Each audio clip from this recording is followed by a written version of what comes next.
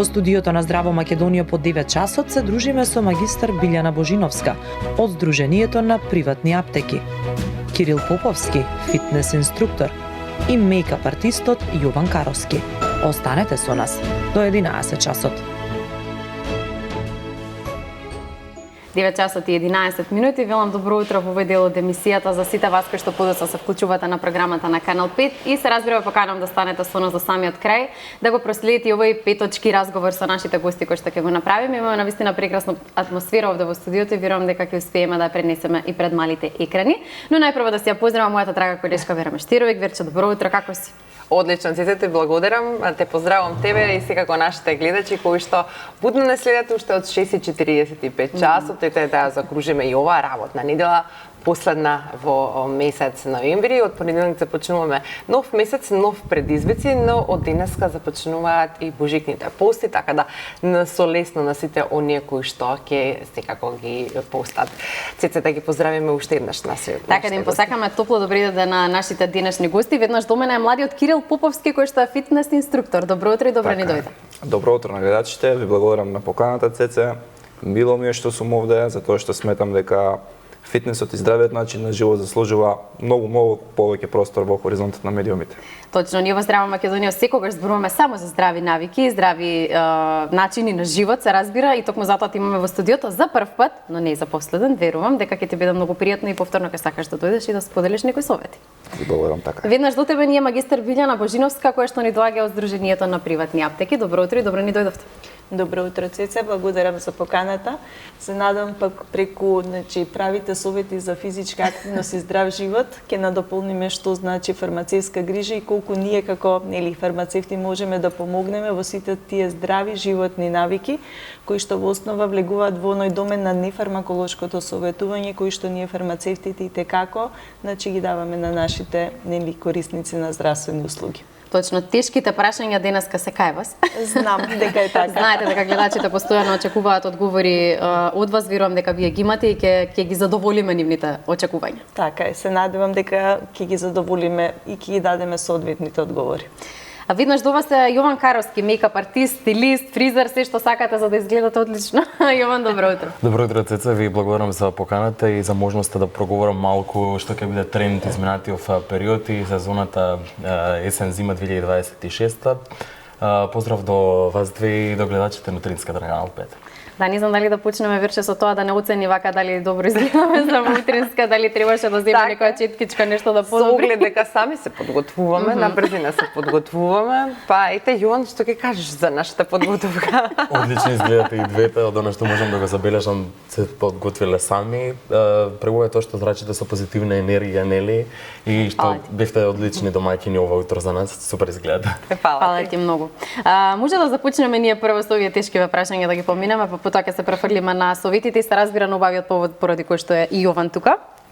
Прашање од гледачи кои што често го добиваме и јавно е зошто некои лекови кај нас се 2 до 3 пати поскапи во споредба со соседните земји. Дали има реални услови за намалување на цените? Цените веќе години наназад постојано трпат ревизии, се намалуваат. Она што мораме да го знаеме дека Македонија е сепак многу мала земја. И во однос на цените, значи цените се прават во основа со правилник во кој што се споредуваат цените во 5 референтни земји, што значи дека цените во Словенија, Хрватска, Србија, Бугарија и Грција се земаат како пример за цени и врз основа на тоа со соодветен правилник се формира цената. Ние знаеме дека цената на лекот е секаде иста во сите аптеки и дефинитивно таа трпи промени во текот на годините наназад. Ние сме сведоци за одредени лекови, да не ги именувам, значи со заштитни имиња, например клопидогрелот пред некои си 5 години чинеше 30 евра, сега е 5 евра, што значи дека годините наназад тој трпеше промени во однос на цената како што се менуваше цената во соседните земји. Меѓутоа мораме да го имаме во предвид и дека увозот на одредени лекови со сите трошоци во однос на транспорт, логистика е потполно дали се увезува за 2 милиони, 10 милиони или 15 милиони луѓе и дефинитивно и тоа е друг причина и друг момент кој што нели ја диктира цената на лекот. За жал, ние сме сведоци дека одредени лекови нели пациентите кои што користат хронична терапија ги набавуваат од соседните земји токму заради разликата во цената и се надевам дека таа ревизија континуирано постојано се прави и повторно ќе кажам се прави спрема правилник кој што е точно контролиран. Да, кои се прашањата кои што најчесто пак до вас доаѓаат кога станува збор за намалување на цените на лековите? Прашањата се најразлични, ние ги слушаме од пациентите дека за одредени лекови каде што имаат голема разлика одат во соседните земји за да ги набават. Меѓутоа мораме да нагласиме дека мора да се внимава и за фалсификат на лекови. Апсолутно. Кај нас Агенцијата за лекови прави целосна контрола на тоа што се увезува и во рамките на нашата држава се што влегува во аптека влегува преку веледрогериската дистрибуција и дефинитивно имаме сигурни и добро контролирани лекови, што некогаш не можат сигурни да бидат кога ги набавуваат од одредени други канали каде што се по драстично различни цени и сведоци сме особено за оние лекови кои што се за слабење, кои што се многу атрактивно во овој период. Да, за тоа ќе ни каже и Кирил сигурно. Да, дефинитивно постојат голем број фалсификати каде што самото пенкало кое што се разликува од начинот луѓето кои што претходно го земале оригиналниот лек прават разлика, меѓутоа оние што прв пат го користат дефинитивно не може да направат разлика дали тоа е оригинален или фалсификат лек. Да. И оно што е интересно околу лековите што се случува, особено да речеме во овој период на крајот од годината, како да недостасуваат одреден број на лекови. Зошто тоа е причина? Не дека недостасуваат одреден број на лекови. Во основа, многу често во одредени производства се случува дефицитарност на некоја суровина. Тој лек кој што е дефицитарен, а е регистриран во Македонија, најверојатно е дефицитарен се случува и во околните земји. Она на кој што ние како фармацевска фела и како фармацевска индустрија треба да се бориме да се донесат нови генерики во Македонија кои што ги има во соседните земји, а кај нас не се достапни. Нови биолошки лекови и во основа кога имаме дефектурата не се случува само во Македонија, туку и во околните соседни земји, што значи дека во основа проблем е самото производство или предвидувањето колку тој лек е потребен во Македонија. Ние сме сведоци за се почести пациенти со онколошки проблеми, каде што можеби во почетокот на годината била требувана одредена количина на лекови кои што бројат на потребата драстично се зголемила во текот на годината. Така, но декември и јануар се оние навистина месеци каде што да речеме пациентите навистина се жалат дека ги немаат. Или може да се направи една подобра логистика, статистика за да тоа не се случува секоја година, значи последователно, ајде една, две, три, но некако да го научиме што се вели, па да не се случува толку. Ние многу често преку Сдруженијето на приватни аптеки даваме барање, имаме поднесено барање до Министерството за здравство, кој што бараме да во мој термин имаме еден дел каде што фармацевтите можат во одреден момент да пишат некои карактеристики што се однесува во однос на терапијата кај пациентите. Например, дали пациентите се придржуваат, не се придржуваат во терапијата и токму тој момент или досие можеме да го искористиме токму и кај овие дефицитарни лекови. Доколку одреден лек, например, се запише од 50 или 60 аптеки дека не е достапен во аптеките, таа информација многу полесно ќе дојде до матичните лекари и на некој начин ќе се намали преписот на лекови кои што се дефицитарни во аптеките и на тој начин пациентите да не се шетаат помеѓу ординациите, аптеките, специјалистичките ординации. Моментот е дека постои и реално верувам дека доколку во мој термин имаме простор каде што ние како фармацевти можеме да евидентираме токму и ваква дефицитарност на лек, а докторот види дека тој лек веќе во 50 или 60 аптеки е пишано дека е дефицитарен, од групата на антибиотици, што најчесто се случува, например, одредена генерика на антибиотик да не е достапна во аптеката, едноставно ќе избере антибиотик кој што го има во аптеката и пациентот нема да го шетаме од ординација во аптеки и да го враќаме повторно назад. И затоа велам заложбите кои што Сдруженијето на приватни аптеки ги прави уште од 2023 година е поднесено тоа така наречено фармацевско досие до Министерството за здравство, во кој што веруваме дека со овие промени во дигитализацијата на здравството дефинитивно ќе влезат во мои термини и на некој начин ќе олесниме комуникацијата помеѓу фармацевтите и останатите здравствени работници во интересот на пациентите.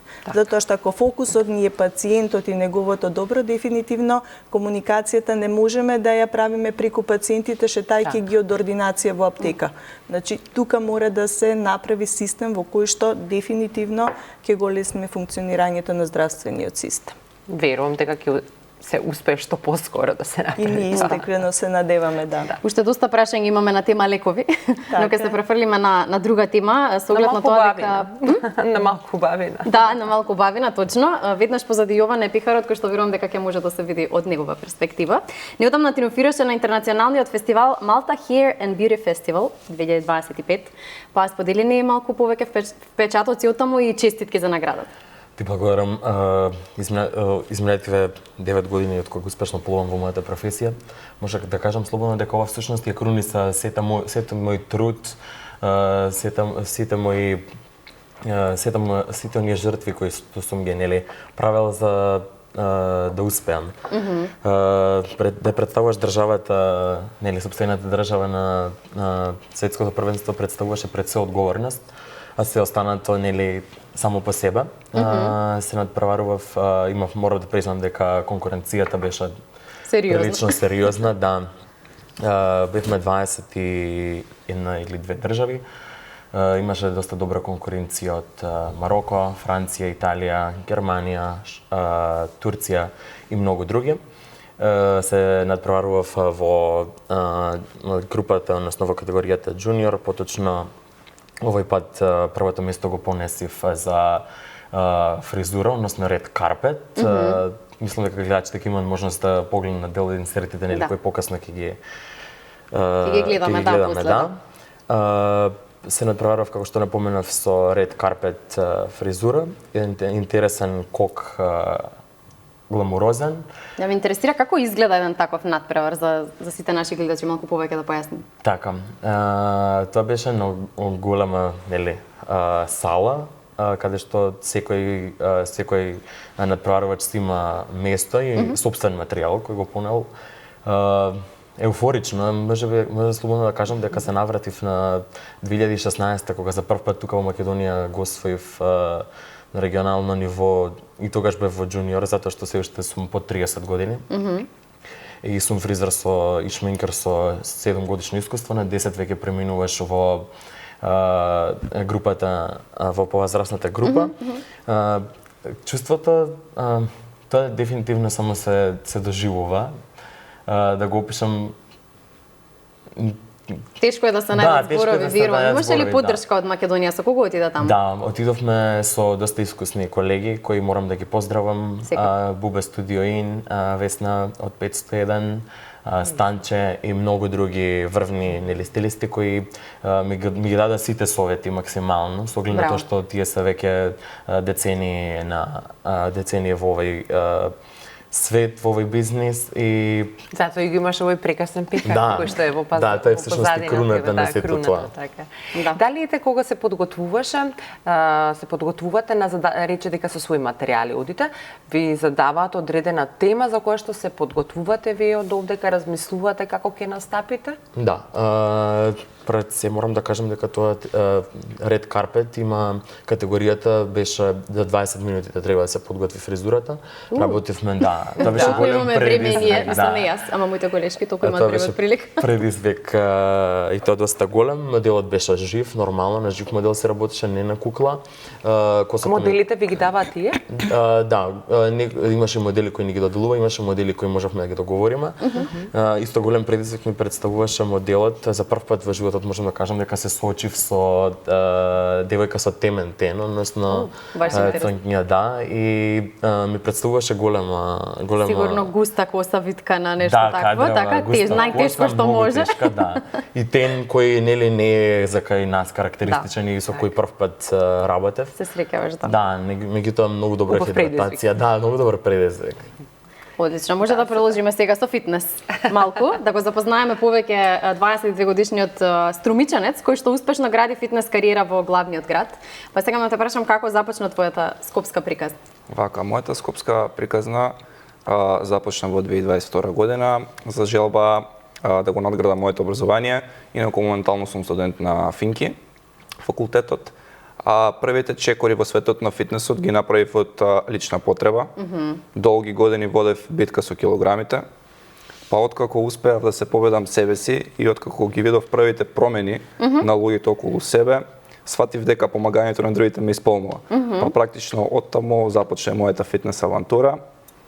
Да се надоврзам на вториот дел од прашањето, моите клиенти најчесто ги добивам преку препорака, преку социјалните мрежи или преку мојата веб страна.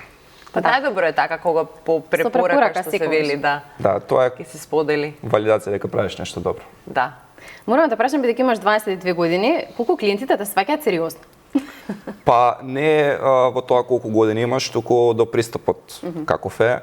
Така да... Ти имаш апсолутно професионален пристап, не прашувај од каде знам. Ќе откриеме, еве Баркли, нашиот колега Баркли, вежба кај тебе, има навистина сериозни резултати. Мислам дека самиот тој не е подготвен дека имаме пред и потоа фотографија од него, ама ако гледа, голем поздрав и може да се стигне во студио. Да, но навистина нас младите често тешко не сваќаат сериозно и навистина е многу важен пристапот и професионалноста која што треба секогаш во секое време да имаме. Така е. Добро, ќе продолжиме ние пак со овие тешките прашања, па ќе се вратиме на другото. Зборувавме за позитивната листа на лекови. Колку вие како здружение имате улога во менување на истата и колку може да се додаваат лекови таму овој период? Да, позитивната листа според најавите треба 2 пати во текот на една година, значи со најавата да се ревидира. Борбата е секако од страната на потребата за пациентите да се воведат нови генерики и она што почесто повикуваме фиксно дозни комбинации. Тоа значи да во еден лек имаме 2 или повеќе активни супстанции кои што ќе намалат употреба на поголем број таблети и лекови во терапијата кај пациентите. Така да на сите овие најчесто комуникации кои што се и координирани од Светска здравствена организација каде што се повикуваат институциите, се зборува за проширување на листата, тука има голем интерес дефинитивно кој што потекнува од потребата да пациентите имаме рационална терапија и на некој начин да се олесни. Рачуните ако еден пациент зема 10 таблетки, а ние преку тие фиксно дозни комбинации успееме да ги намалиме на 3 таблетки, а при тоа да се намали, значи и дозата и несаканите ефекти, да се подобри состојбата кај пациентот и на некој начин поедноставување имаме на терапијата заради тоа што пациентите веќе младите ние па забораваме, а камоли пациентите по 75-80 година кога ќе треба сите тие лекови одеднаш да ги примат. И заради тоа велиме дека имаме најави, веќе листата позитивна е 2 пати значи проширена, се надеваме дека и нови генерики во иднина ќе влезат се во интерес да имаме на некој начин подостапна и помодерна терапија. Затоа реков, она што треба повеќе да се охрабрат одредени производители за увоз на нови генерики, заради тоа што со она што се соочуваме да голем број од лековите кои што се потребни во терапијата на пациентите, за жал пациентите ги набавуваат во соседните земји, бидејќи кај нас воопшто не се регистрирани, или пак се прават одредени интервентни увози кои што не се крајно и трајно решени.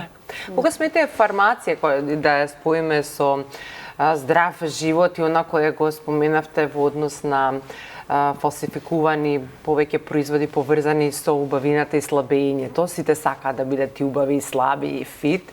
Постои ли тоа некој да се направи магично апче да го лапне ми чао пријатно? Напротив, не постои и заради тоа секогаш велам работата и функцијата на еден добро обучен фармацевт е не само да дава советување во тоа како да се зема терапијата, тој е оној дел фармаколошкиот. Она во кој што ние како здружение апелираме е да фармацевтите се повеќе се вклучуваат во јавно-здравствени активности, а една од тие јавно-здравствени активности е токму и овие здрави животни навики. Зошто велиме подобро е да се спречи отколку да се лечи.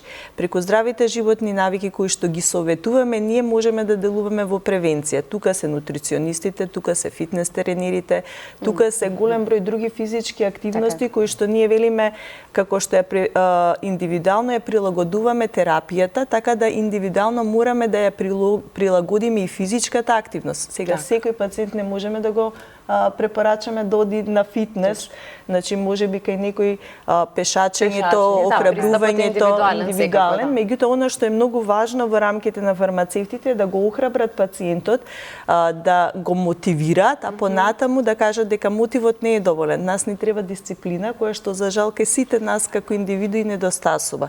Ние секогаш кога ќе бидеме на некое предавање или слушнеме некој добар говорник, ќе не мотивира и велиме да, од утре ќе почнеме да вежбаме ден-два. И континуитет. Континуитет, меѓутоа дисциплината ни недостасува и тука немаме веќе континуирано вежбање. Од друг момент, она кој што почесто велиме и сакаме да го дадеме како предлог, дека нутриционистите делуваат во делот на превенцијата и убаво е да се створат добри животни навики во однос на правилна исхрана, внесна, соодветна храна. Меѓутоа, кога станува збор за одредени болести, имаме веќе диетотерапевти. Тоа се посебна група на фармацевти кои што специализираат диетотерапија и во основа исхраната ја прилагодуваат спрема хроничната болест на пациентот. Ние не можеме на еден пациент кој што има, например, иритабилни црева, кој што има хеморагичен колитис или хронова болест, да му дадеме иста храна како оној кој што е нормално здрав организам.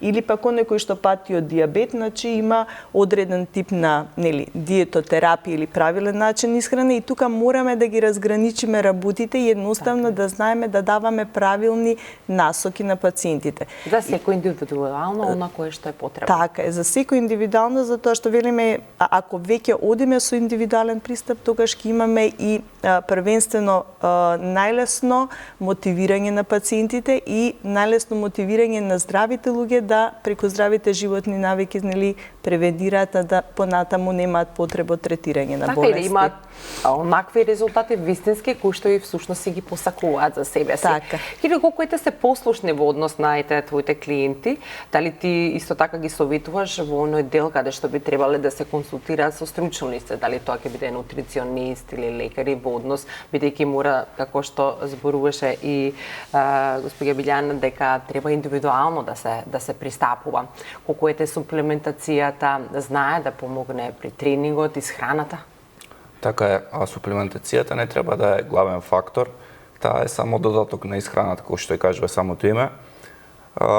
Околу аспект на тренинзи со повреди, секој пат јас сум за конзилиарно мислење од доктор, нутриционист, за да склопиме една слика за клиентот, па да направам план кој што ќе биде перфектен да за него. Водите, така е.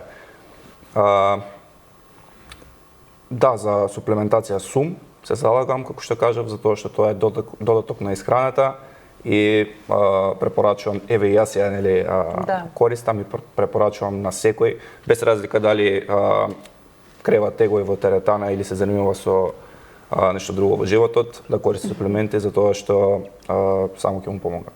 Да, затоа што имаме брз начин на живот, може би преку вошти и зеленчук секој пат немаме доволно време да ги внесеме сите оние, па затоа овие додатоци на исхраната во одредени периоди од годината кога имаме малку повеќе вируси можат навистина да ни помогнат. Јован, тука мислам дека можеш во оваа дискусија некако да ни се вклучиш и ти, али од твојот аспект колку еве се послушни жените, девојките и сите оние со кои што работиш, за советите кои што ти знаеш да ги дадеш. Сепак ти кога ќе дојдат на шминка кај тебе, гледаш какво е лицето, каква е кожата, дали знаат да послушаат совет дека треба дополнително да се негуваат со сите оние препарати кои што треба да се стават пред шминка, потоа и така натаму. Така, за жал, голем замав земаат социјалните медиуми и филтри со кои секојдневно пробувам да се справам со најчесто најмладата популација. Имам клиентки од 17 до 60 години. Се борам со моментот да го објаснам всушност да им доловам колку всушност како светски, така и низ Европа гледат девојките да седе на софт, односно природно, да изгледа сјајно. Здраво. Да, пред се. Многу од посебно можам да кажам дека се соочувам со клиентки кои ќе дојдат со фотографија, дали тоа ќе биде интерес или да, Сакам да изгледам како филтери Ким покажува Кардашијан. лица, да. Така. Од светска звезда. За моите клиентки посебно кажувам, да, има оние кои знаат да ме сослушаат, да примат совет. Најчесто кажувам користење на хидратантни креми, дефинитивно отстранување на шминка со продукти. Тука влегува нели нокните рутини, користење на хидратантните креми, креми со колаген и нокните креми. Помладата популација, како што кажав, нели, знаат да бидат непослушни. Тука исто многу ги карам околу вадењето на шминка со влажна марамица или спиење со шминка, нели, која предизвикува доста кожни промени, како митестери и многу други ствари. Ќе го кажам од аспект на козметички, нели, не можам да се мешам тука од здравствен аспект, да сум доктор. Да. Слушај, да. Да, но ете, важно ли е каква, да речеме, за крајниот ефект на шминката? Имаме сува кожа, мрсна кожа или пак мешана, какви производи ќе користиме за да ете го имаме оној крајен убав ефект? Важни ли се дали тука бараат совети, каква пудра да купат, какви сенки и така натаму? Да, најчесто девојките и жените грешат околу изборот на шминка. Прво, нели треба да се знаеме каков тип на кожа имаме, дали припаѓаме на комбинирана кожа, кожа која е мрсна на Т-зоната, чело, носи и брада, сува кожа во предел на образите. 80 можеби проценти во нашето општество се девојки кои имаат масна кожа. Това е сетина поsto припаѓаат на комбинирана и сува, нормална пред се, нели, најбитна е пред да се започне со шминкањето подлогата, па макар да биде и нели најобичен крем, всушност да се даде само еден слој на велам јас кожата, да, сјај на кожата, односно да се даде покривка прво пред да се нанесе пудрата и нели останатиот, дали ќе биде руш, маскара. Тука е многу битен изборот нели на продуктите кои користат, постојат продукти кои се на база на вода, односно на самата амбалажа постои да, М кроз В и В кроз М. Но некој треба и да чита. Да, на некој треба да го прочита. Дефинитивно. Да, кога сме веќе кај Јован имаме некои фотографии кои што може да ги погледнеме, да видиме како изгледа твојата работа, бидејќи во вториот дел малку повеќе се приватни фотографиите, а воедно работиш и со многу познати звезди, и наши и балкански. Така. Па да погледнем. Да, тука ова е мислам 2022 кога работев со Неда Украден, тука Ивана Салаков во студио, некоја заедничка фотка. Тука е за настап во Скопје. Тоа е Елма. Легендарната Елена Томашевиќ, да. Да, прекрасно изгледа. Верувам дека многу ти значи кога токму тебе ќе ти ја дадат довербата, бидејќи во Македонија, во Скопје поготово има навистина доста мејкап артисти. Да, професијата е прилично доста конкурентна. Голем распространета многу. Драгана Мирковиќ? Да, Драгана Мирковиќ. Сања долежал нови фосили. Браво. Јас ја снимав за интервјуите тогаш, да, супер. Нашата Вера. Именјачка, ма не Да, јас. именјачка. Да, да се работи со овие звезди е вистина голем предизвик со оглед на тоа што нели ти имале можност да се шминкат и да работат со врвни стилисти надвор. И очекувањата им се сигурно големи. Да. Има ли некоја звезда што е баш специфична за работа? Неда Украден? Да? Да.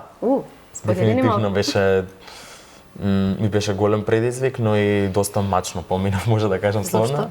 Да, имаше моменти кога зема сама четка и онака си сетира и ми кажа дека вака Чекај, ти има ли ништо не знаеш да ти обясниш?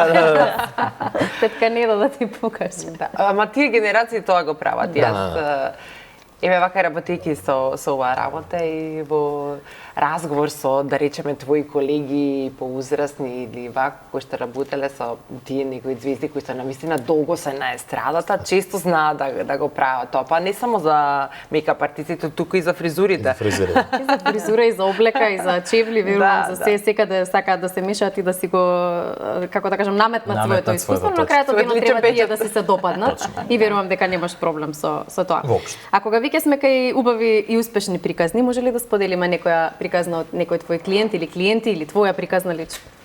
Да, приказна која што сакам да ја спомнам овдека во утринската програма е една приказна за мој клиент.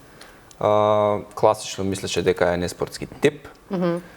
Тоа ми е една од најчестите изговори кога ќе дојдат кај мене клиентите. Не сум јас по вежбањето. Не сум јас спортски тип. Кај незе не беше проблем телото, туку мислите. Начинот на работа ни беше следниот, да додаваме секој ден по една нова здрава навика. Пристап, браво. Така е. Клучот е во конзистентноста. Значи, конзистентноста победува секогаш. Така да за 3 месеци сликата за себе комплетно е промени. Така да е една порака до гледачите дека резултатите доаѓаат тогаш кога ќе престанеме да се казнуваме со изговори.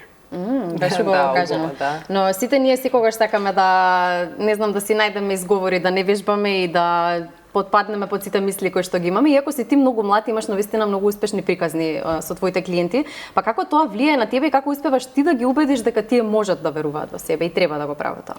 Па клучот е во пристапот исто така. Индивидуалниот пристап кон секој клиент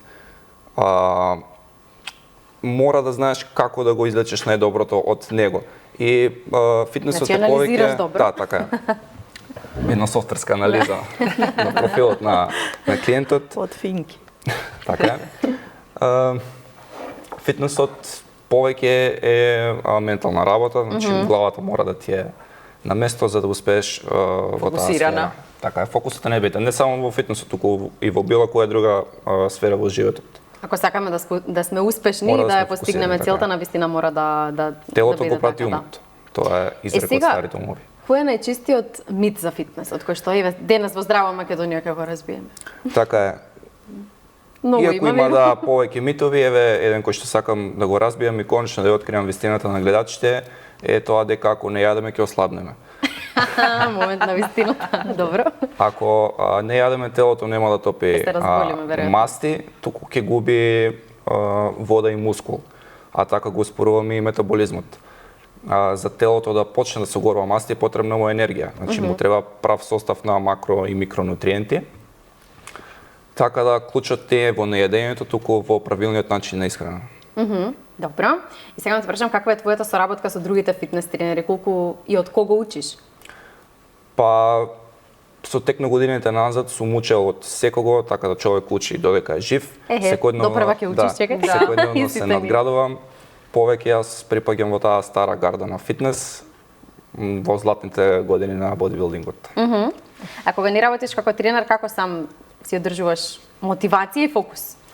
Цеце, мотивацијата не доаѓа сама. Па не доаѓа. Да, не ја градиме преку малите секојдневни избори. За мене тренингот е време кој што си го подарувам и кога не сум со клиенти знам дека ако јас не се грижам за себе, не можам да очекувам никој друг да ми ја даде довербата. Така да јас... И да те сватат сериозно, она што зборувавме претходно, да. Така да јас на фитнесот не гледам како казна, туку како најдобрата можна инвестиција за себе. Да, ете, баш убаво кажано. Мислам дека таман е време за реклами. Ќе направиме тука една кратка пауза, веднаш потоа се враќаме во студиото и продолжуваме онаму каде што застанав.